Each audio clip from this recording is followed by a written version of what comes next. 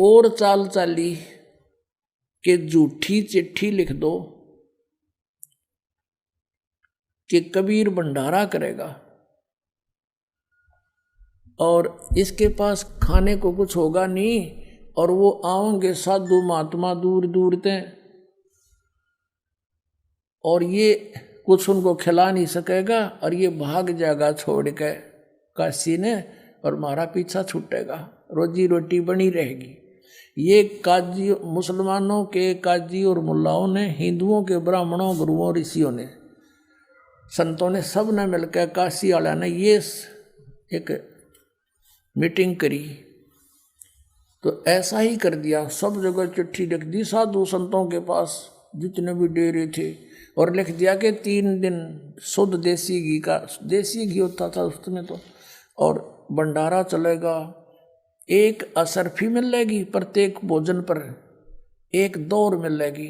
दौर समझ लो ये बहुत बढ़िया कंबल आजकल का, ऐसी सबसे बढ़िया जो सर्दियों का कंबल होता था वो दोहर कहा करते थे उसको, बहुत कीमती होता था।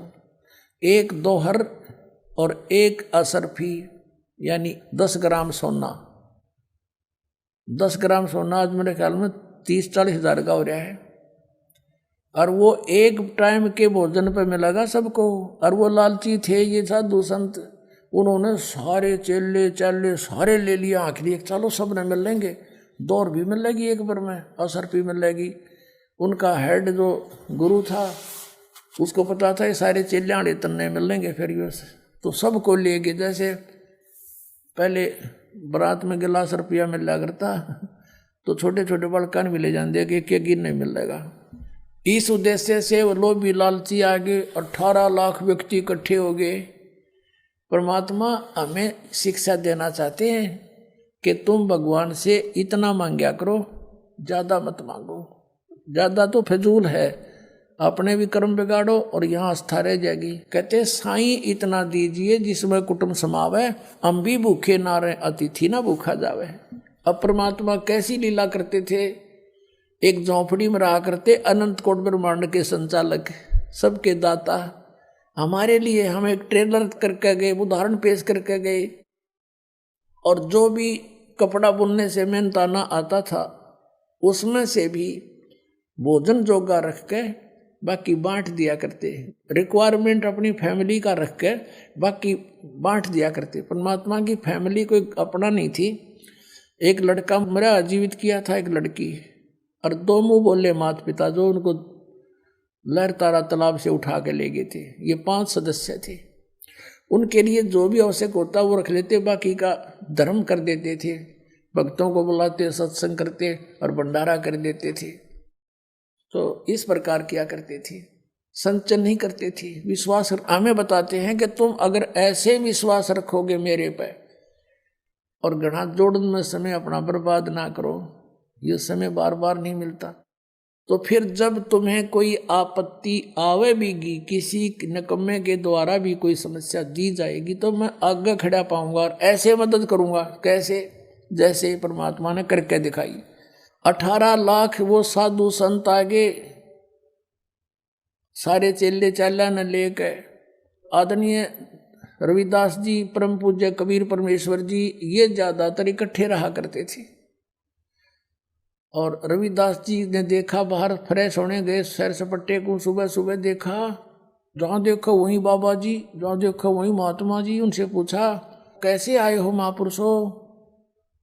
तो वह कहने लगे, अरे काशी वालों, तुम कौन सी दुनिया में रहते हो, तुम्हें मालूम नहीं हम इतनी दूर से आ गए।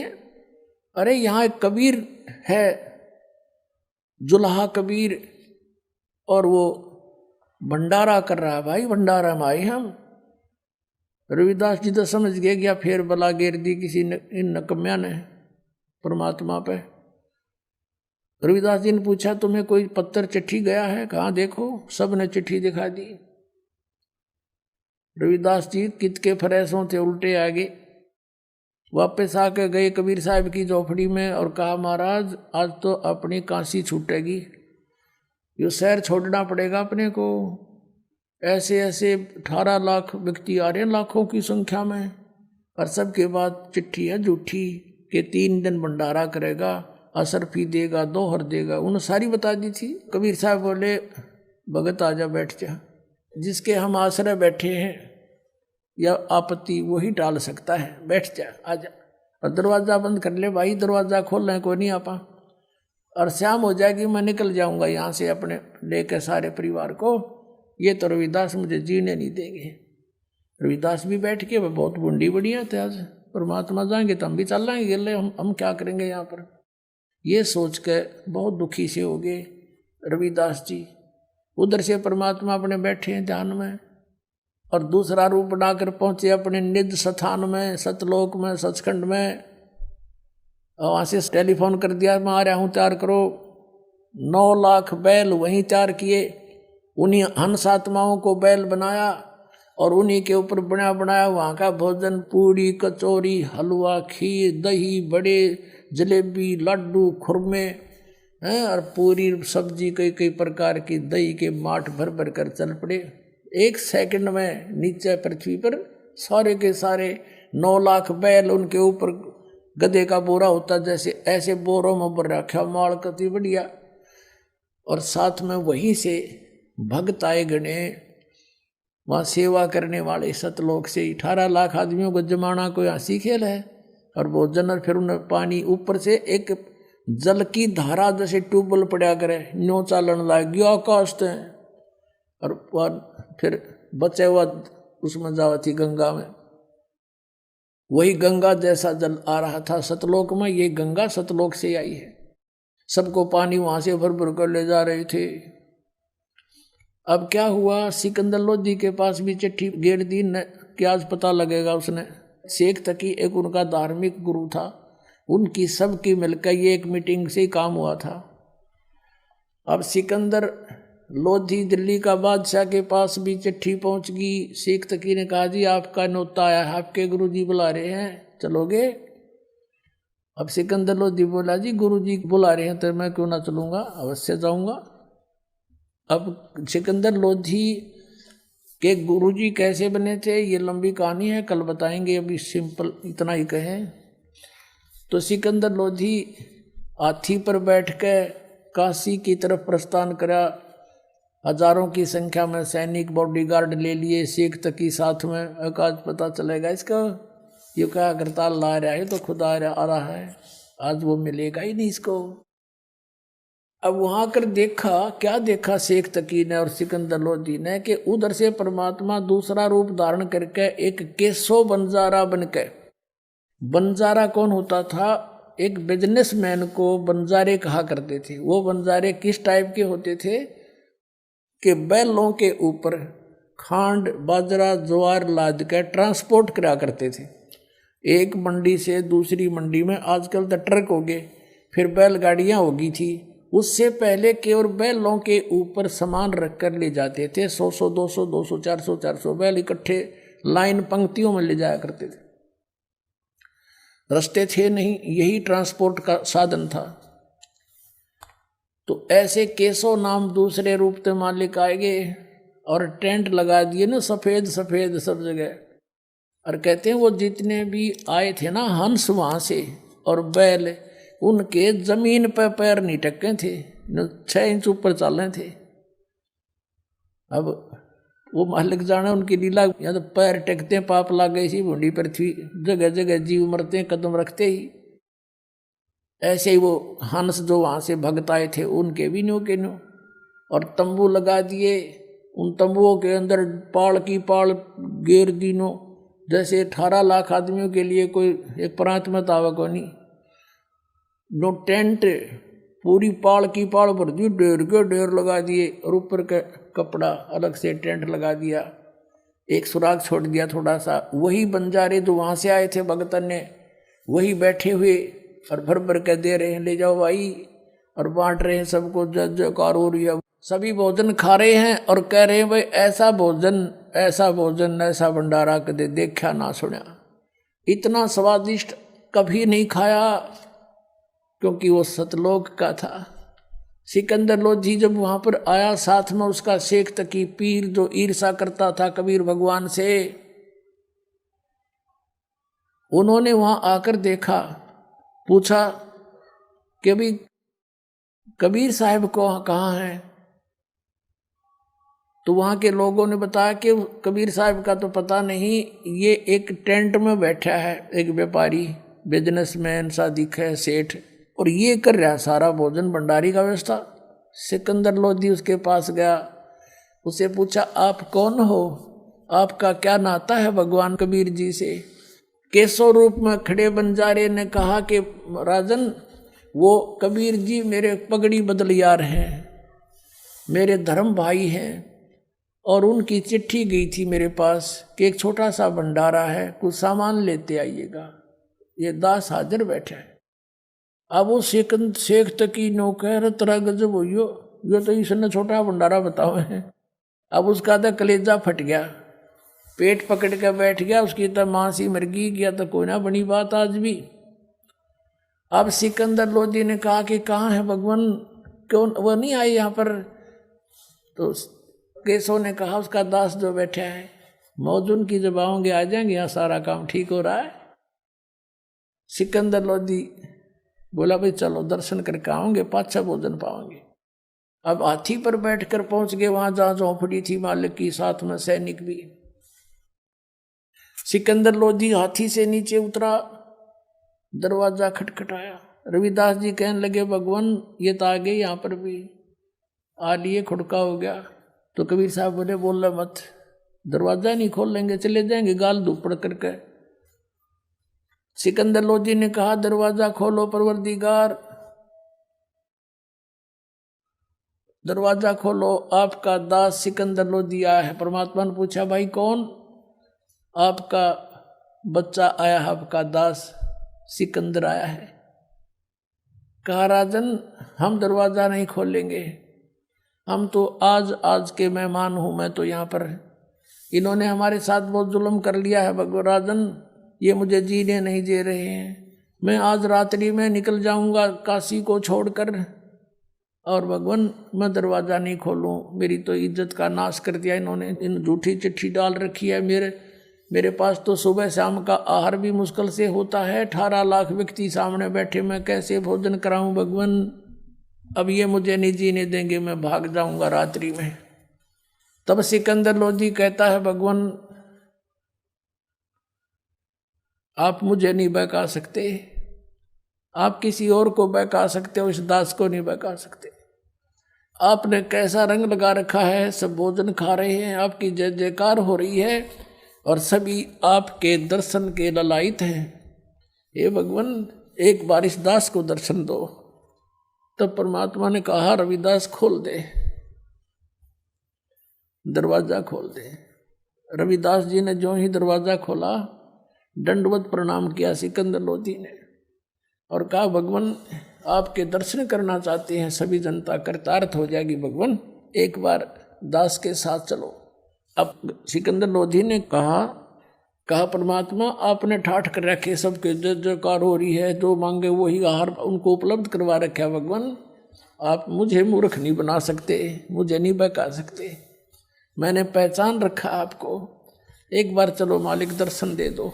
परमात्मा खड़े हुए और मुकुट पैर गए, एकदम मुकुट आ गया अपने आप मालिक के सिर पे। सतलोक थे जो सतलोक में पैर के बैठते हैं दाता, तेजों में चमकीला मुकुट ऊपर सिर पे आके रखा गया, और बाहर कदम निकला, झोपड़ी से बाहर निकले, आसमान से फूल बरसने लगे कबीर साहब के ऊपर। बोलो सतगुरुदेव।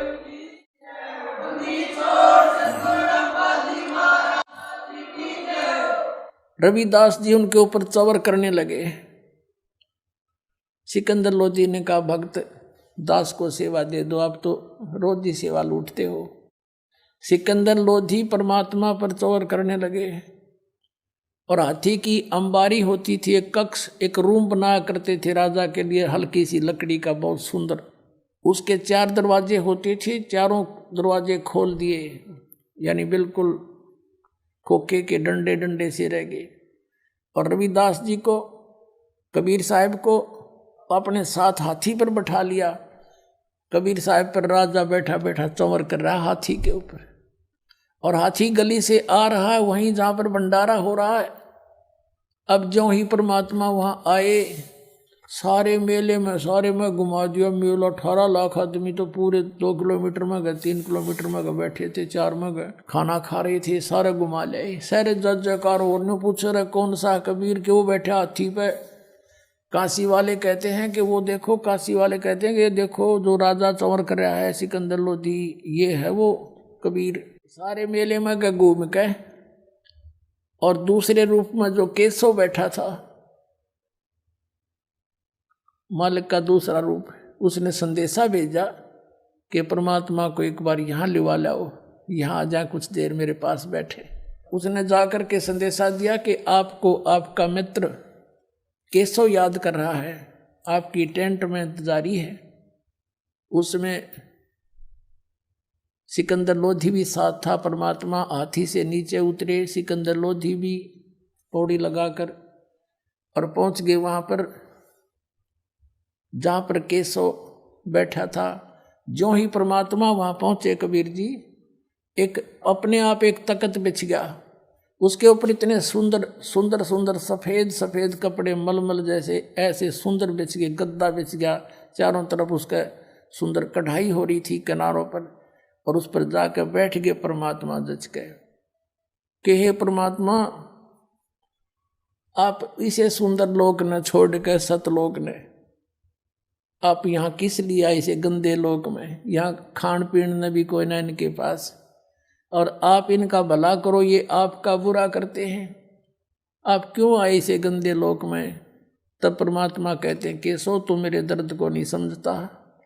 यानी परमात्मा ने लीला करी थी, उनने तो बुरा करने की सोची थी, कबीर जी भाग जाएंगे, और परमात्मा ने सोचे थे क्यों करे इकट्ठे कर दे मेरे बच्चा ने, मैं कि मैं सुना दो इन मूर्खा ने के साग सही। वह तो दुखी हुए, और अपने बच्चों के लिए तो सब सतलोक से आहार भी वो है, सबको यहाँ भी वो दे रहा है, हर सतलोक में भी वो खवा रहा है। वो भोजन में तो कोई बड़ी बात नहीं थी, उसके बच्चे वो तो खिलाना ही था उसने, लेकिन उसने यो ज्ञान देना था। जैसे ही बाप को यहाँ बुलाते हैं, ये दास परमात्मा की कथा सुनाता है, अब यहाँ ये बहाना कर रखा है।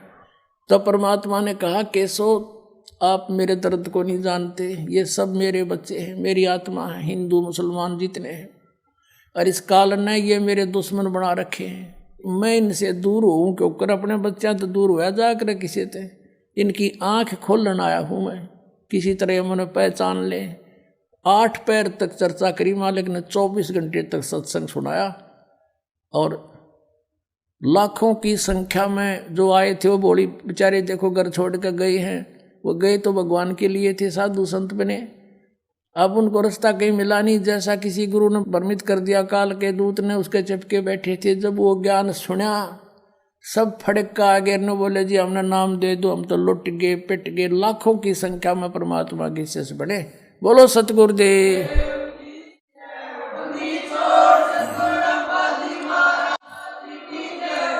और 3 दिन तक कितनी बार किसी ने भोजन खाया, 2 बार खाओ, 4 बार खाओ, चाहे 10 बार खाओ, इतनी बार दौर और असरफी दे रहे थे। तीसरे दिन जब वापस चले, सब टेंट उठा लिए, वो बंजारे आ रहे थे सेवक, वो भी बैलों पर रख लिया सारा सामान, और कहा चलो भाई, केशव कहने लगा चलो मैं आ रहा हूँ, वो चल पड़े। केशव और कबीर साहब वहाँ खड़े रहे, सिकंदर लोधी शेख तक की और भी सैकड़ों व्यक्ति शेष थे। अब क्या देखा कि जब बैल गंगा पार करके निकलने लगे तो गंगा घुटनों पानी रह गया, उसमें एकदम नीचे चली गई, सारे पार हो लिए। जब देखे तनु थे भाई ये निकलेंगे कैसे, फिर देखा रहे एकदम गंगा उतर गई, सारे पार हो लिए, जो फिर उसी फॉल होगी। कुछ देर बातें करते रहे, फिर सिकंदर लोधी कहने लगा कि हे केशव जी आप जाओ, आपके बंजारे दूर चले जाएंगे नहीं तो। अब देखा इधर, वहाँ कुछ भी नहीं था, ना बैल थे ना बंजारे थे। तो पूछा कि कहाँ गए, परमात्मा बोले जहाँ से आए थे वहाँ गए। बोलो सतगुरुदेव।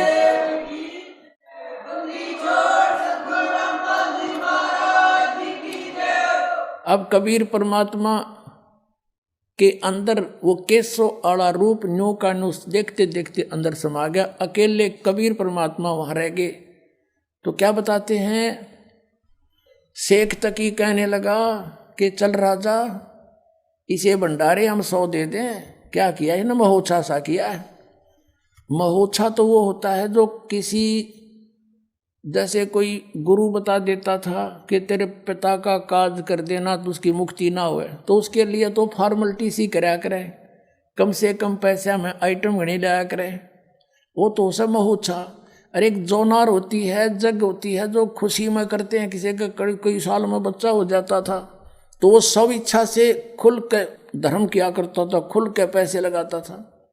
तो उसके विषय में बताते हैं गरीबदास जी कि कोई कहे जग जोनार करी, सब भगत अच्छी आत्मा थी वो ठाठ कर दिए। ईसा यज्ञ ईसा जोनार कर दे, देखा न सुना, वो महान आत्मा तो नो करते हुए गए और सेक तक की गाड़ी दे नु के जाना यू इसे से हम 100 भंडारे कर दिया के कराया है ना, महोत्साह सा कराया है इसने। तो कहते हैं कोई कहे जग जोनार करी, कोई कहे महोत्साह, भाई बड़े बड़ाई करा करें गाड़ी का डे ओछा। बोलो सतगुरुदेव।